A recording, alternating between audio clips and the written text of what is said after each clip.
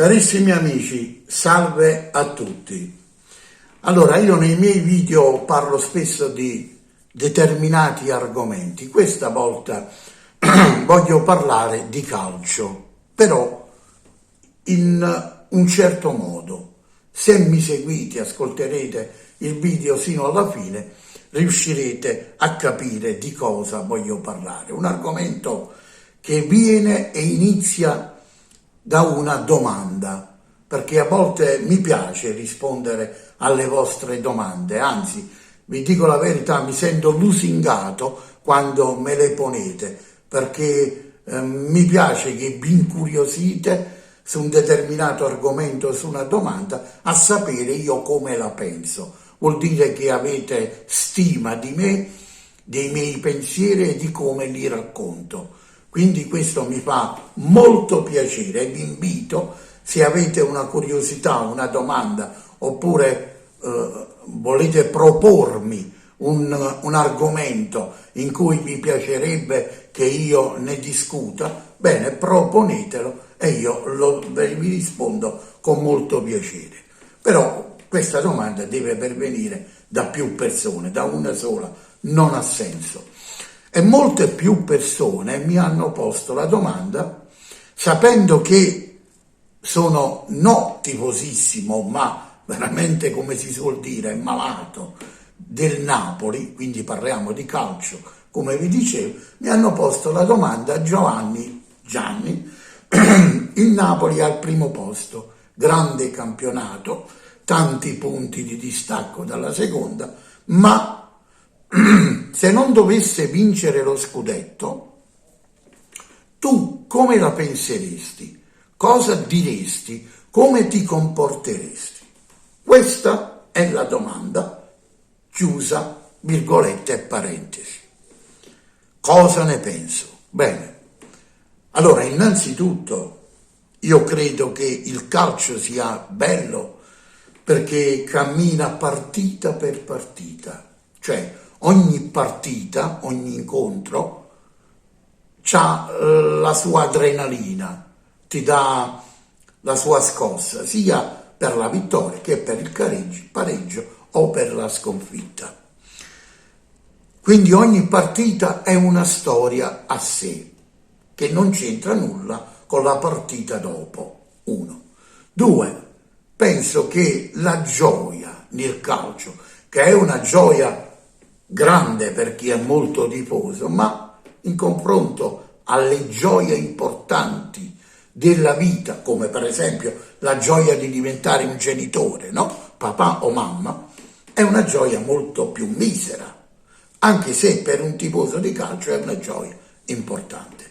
Poi penso che anche una sola vittoria, se tu di quella squadra ne sei veramente innamorato, o per tradizione, perché tuo padre, tuo zio, tuo nonno, o perché è la squadra della tua città, del tuo territorio, ne sei veramente innamorato, anche una sola vittoria e poi tutte sconfitte, hai il diritto e sei legittimato dal tuo amore e dalla tua passione a essere felice, a provare gioia, a godere e a festeggiare.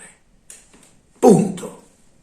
Quindi, se il Napoli in questo campionato, sino ad oggi, ha fatto 22 vittorie su 25, se non sbaglio, sono malato ma non sono preciso, ho goduto, scusate il termine, sono stato felice e gioioso per 22 partite, alla fine, se non vince lo scudetto, che cosa dovrebbe cambiare in me?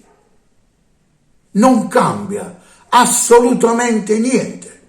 Sarò amareggiato, come tutti i tifosi del Napoli, perché il campionato che sta facendo il Napoli è meraviglioso, è straordinario, è qualcosa di fuori dal normale. E allora ci rimarresti non male, molto male, ma è successo tante altre volte già. Ricordate il famoso gol di Koulibaly contro la Juventus ai periodi di Maurizio Sarri? Sembrava che lo scudetto oramai il Napoli l'avesse vinto. E invece che?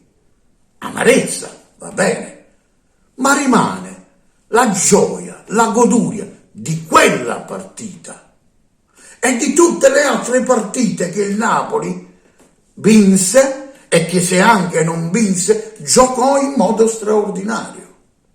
Un vero tifoso ragiona così. Soffre quando la sua squadra perde, soffre se ha rincorso un titolo per tanto tempo e poi non lo raggiunge, soffre maledettamente, ma non cambia assolutamente niente.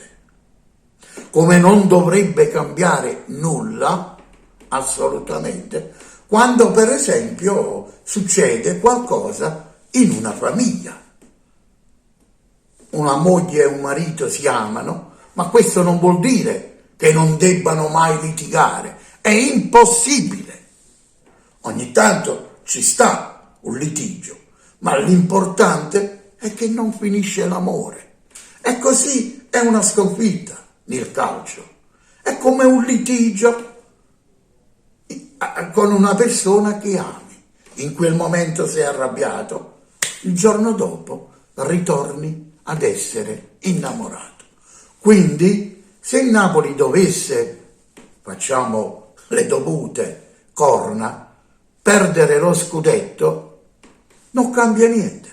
Rimane il campionato stratosferico che ha fatto fino ad oggi il Napoli, rimane le soddisfazioni bellissime che ci ha dato, come quello di dare 5 reti alla Juventus, che è la squadra più ricca, più famosa, blasonata e potente d'Italia.